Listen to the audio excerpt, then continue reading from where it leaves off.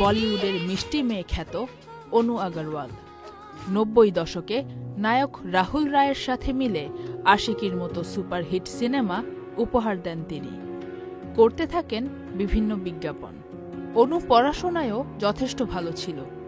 দিল্লি বিশ্ববিদ্যালয় থেকে স্নাতকে স্বর্ণপদক পান তিনি। আশিকি সিনেমার সফলতার পরে প্রায় ১৫টির বেশি সিনেমা সাইন করে ফেলেন অনু। আর ঠিক তখনই একদিন ভয়াবহ গাড়ি দুর্ঘটনায় আহত হন তিনি। মুখের ভেতর কাচের অসংখ্য টুকরো গেঁথে যায়।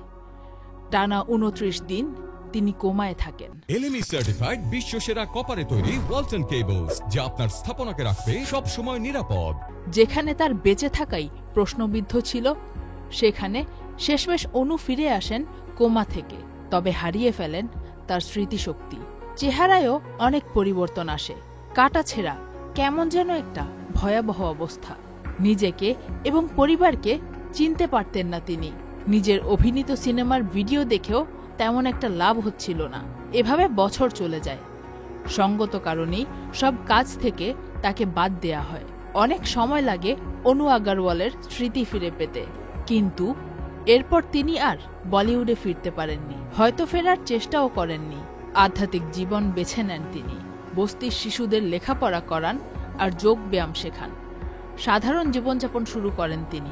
বিয়ে না করে একা থেকে যান। চলে যান পরিচিত পরিসরের বাইরে। জীবন ভীষণ অনিশ্চিত। এক লহমায় ভেঙে যেতে পারে সকল অর্জন, সাফল্য, গৌরব কিংবা সাজানো সব কিছু। আপনি, আমি, আমরা কেউই জানি না আগামীকাল কি হতে যাচ্ছে। Faria Ahmed Khan, channel I.